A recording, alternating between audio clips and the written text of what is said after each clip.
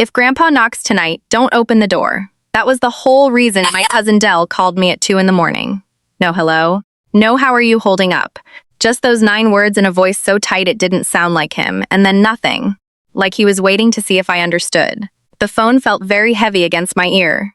Outside my bedroom window, the wind moved the bare branches around, and a dog barked somewhere down the road. And my heart did this slow, hard knocking of its own against my ribs. Dell, I said. Grandpa died this morning. You were there. We both were. I know. Then what are you talking about? I'm coming over right now, 20 minutes. Lock everything. Don't open that door for anyone. I don't care who it sounds like. A car door slammed on his end. His breath was ragged, especially not if the knock sounds like his. The line went dead. 10 minutes later, I heard it. 3 slow taps, 2 quick ones. The exact knock my grandfather used on every door of his life. The one we all grew up with, the one I could have picked out of 1,000. And before I tell you who was standing on the other side of that door, I'm going to ask you for one thing, because I almost didn't live to tell anyone this, and I think more people need to hear it than will ever find it on their own. If stories about the quiet people who slide into a dying person's life, and the families who fight to undo what they did are the kind that keep you up, go ahead and subscribe right now while you're thinking about it. That's all. Then settle in, because to understand why a dead man's knock nearly got me killed, you have to go back about 14 months, to the day a stranger named Lyle Brandt sat down next to my grandfather at the VFW hall and bought him a cup of coffee. My name is Nell. I'm 24. I keep the books part-time for a hardware store in a town outside Bangor, Maine, small enough that the same 40 trucks rotate through the parking lot every week, and I know most of them by the dent. Numbers are my thing.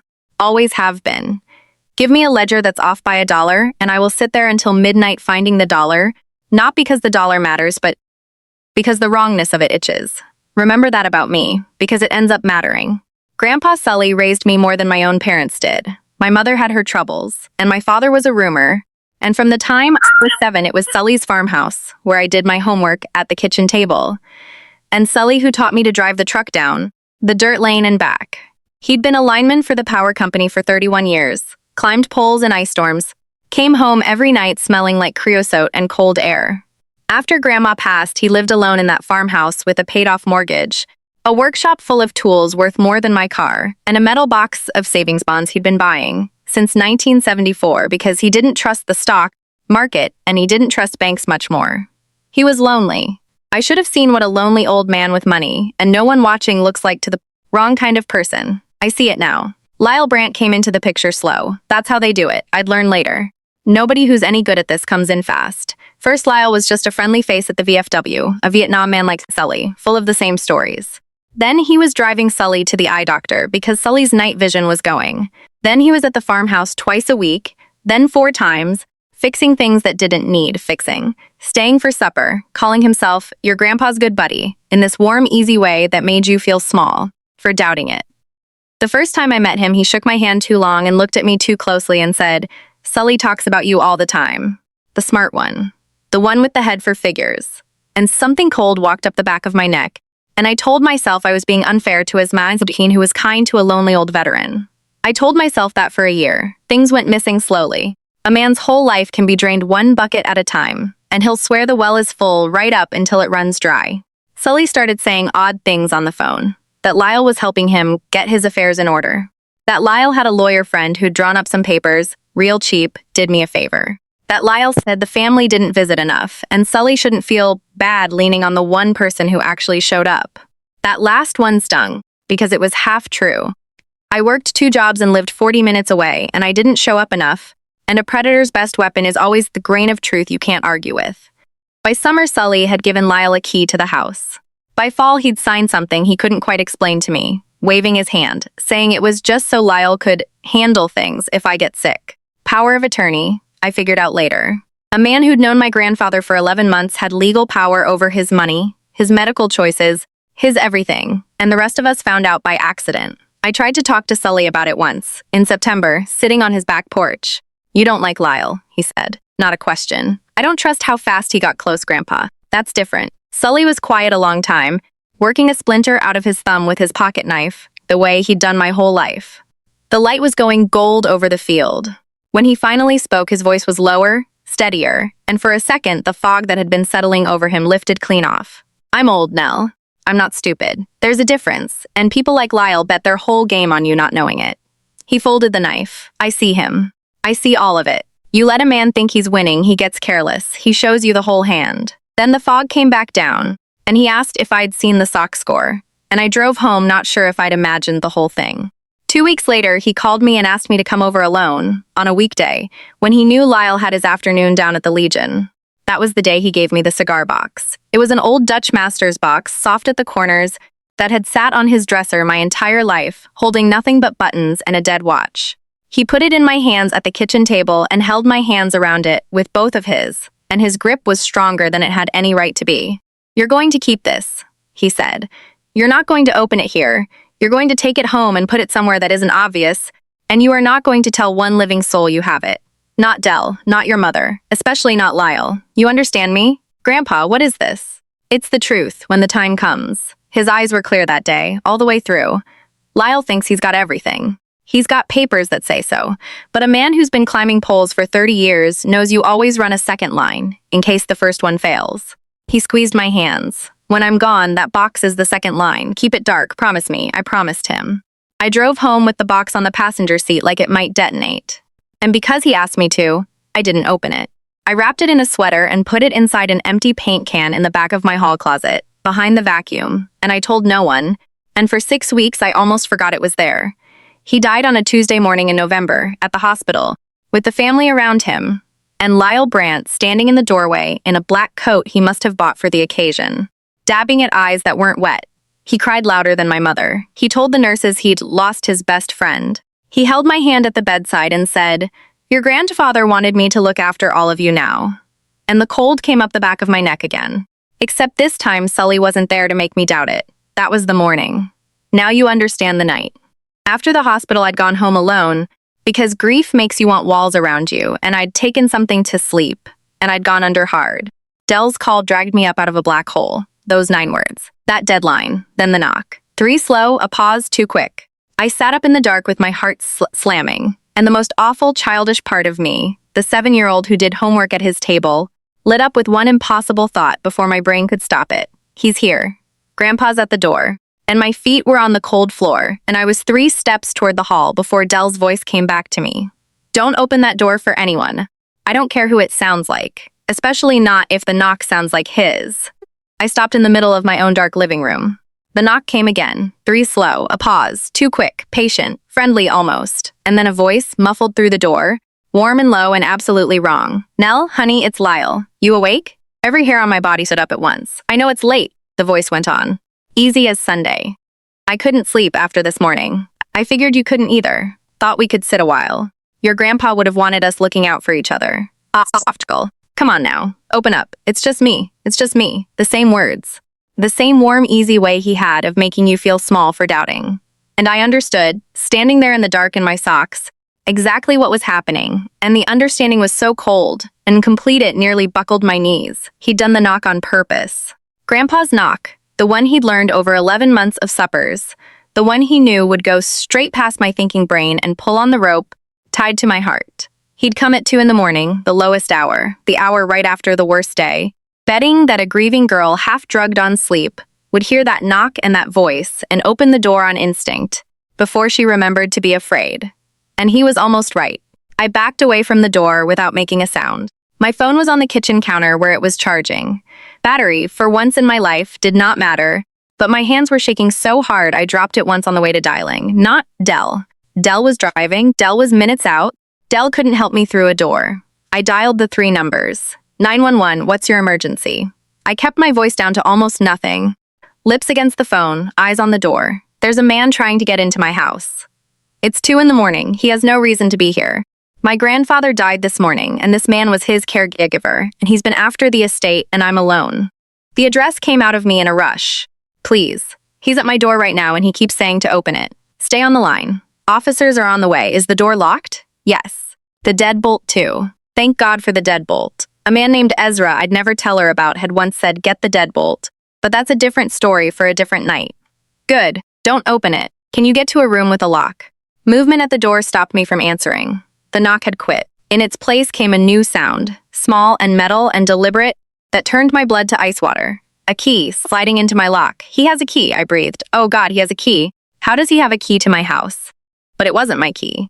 The deadbolt has a different lock than the knob, and the knob is the only one a spare would open, and I never gave Lyle Brandt a spare.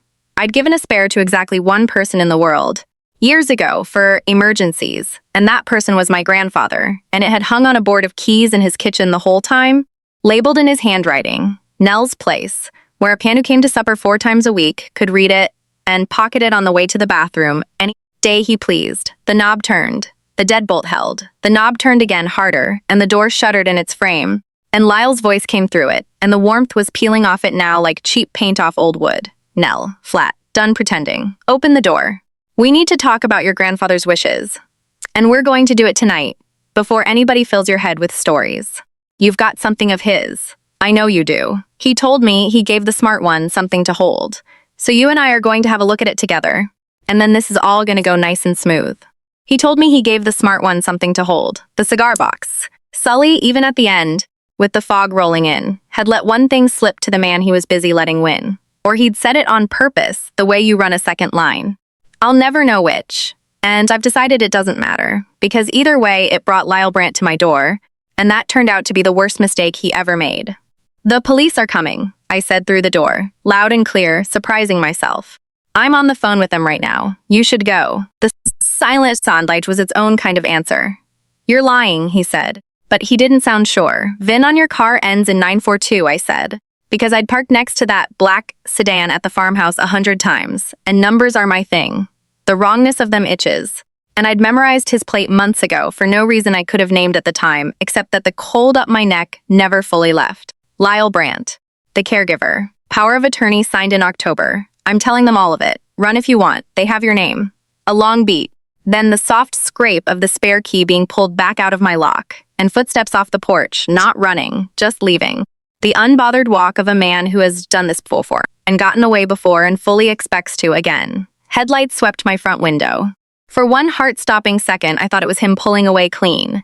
It was Dell's truck, sliding to a stop half on my lawn, and Dell himself spilling out of it, in the same clothes he'd worn to the hospital, running for my door. And behind him, far down the road but coming, the first blue and red flicker of a county cruiser. I unlocked the deadbolt for my cousin and nobody else, and he grabbed me so hard it knocked the breath out of me. And over his shoulder, I watched Lyle Brandt's black sedan ease out of the dark at the end of my street, lights off, trying to be a shadow, and roll straight into the path of the second cruiser that had come up the back way. They had the back way covered. The dispatcher had sent 2. Here's what Dell told me. Later, sitting at my kitchen table with both hands wrapped around a coffee he didn't drink.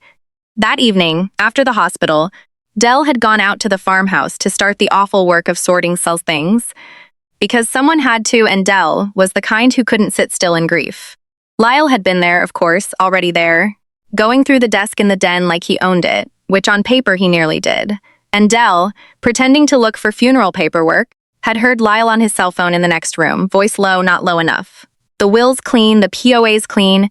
I had the lawyer paper, all of it, months ago, Lyle had said. The problem's the granddaughter. The old man gave her something near the end. I'd put money on it. The smart one. She'll have it tucked away somewhere thinking she's clever. A pause. No, I'll handle it tonight. She trusts me. She's a wreck. It's the perfect night. I'll do the knock he always did. She'll open up half asleep and I'll be inside before she's awake enough to think. A laugh that turned Dell's stomach. By the time anybody's reading wills, there won't be anything in her little box but air. Dell had stood frozen in a dead man's house, listening to a stranger plan to walk into my home in the dark wearing my grandfather's knock, like a mask. Then he'd walked out calm as he could manage, gotten in his truck, and called me from the end of the driveway. And the only thing his shocked brain could think to say in time was, don't open the door. We almost lost it anyway. That's the part I can't shake. If I'd been one room closer, if I'd surfaced from that sleep 1 degree slower, if the 7-year-old in me had won the 3 steps to the hall, I'd have opened my door to that knock the way I'd opened it 10,000 times to the man who made it, and I'd have been alone in the dark with someone who'd already decided my grief was a door he could walk through. The cigar box. You want to know what was in it, and I'll tell you, because it's the best part, the part where my grandfather reached up out of the worst day of my life and won. A will. Handwritten on 3 sheets of his lineman's graph paper, Dated the previous spring, signed by him in his shaking, careful hand, and witnessed by two men from the power company he'd worked beside for 30 years, men Lyle had never met and didn't know existed. A will written months before the slick-typed one Lyle's lawyer friend had drawn up, and under Maine law a later will beats an earlier one, but a forged or coerced one beats nothing at all once you can prove what it really was.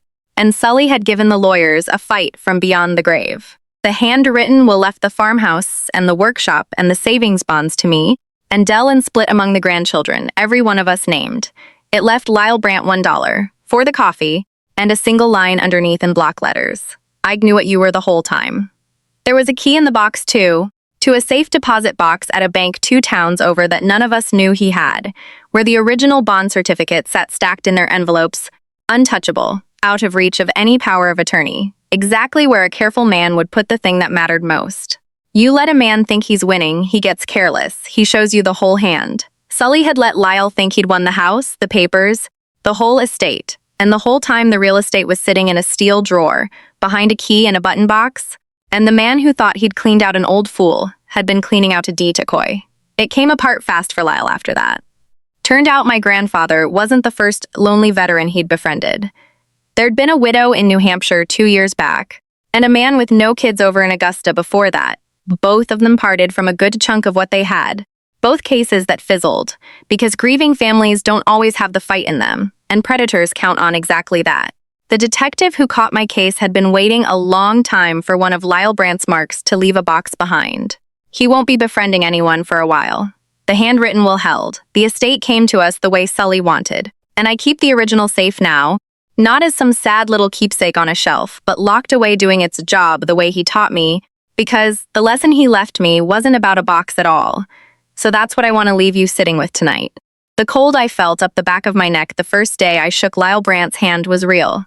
It was right, and I spent a whole year talking myself out of it, because he was kind to a lonely man, and the world tells you that doubting kindness makes you small. But there is a kind of kindness that is just patience with a price tag. And it moves in slow, and it gets close, and it learns the knocks and the nicknames and the soft spots, and it waits for the lowest hour of your worst day to come collect.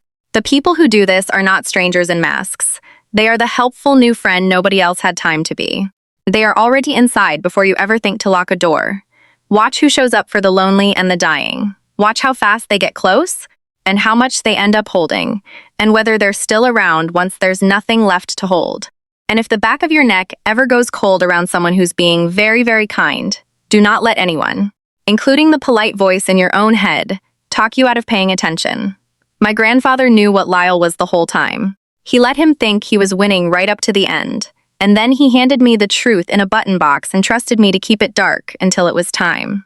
The least I can do is make sure his stories does some good out here in the dark, with you. If it moved you, if you've watched someone get circled like this, or worried you're watching it now, then stay with me and subscribe before you click away, because the next story I tell could be the one somebody you love needs to hear at exactly the wrong hour of exactly the wrong day. Drop a comment and tell me about the time the back of your neck was right. I'll be reading. And lock your deadbolt tonight.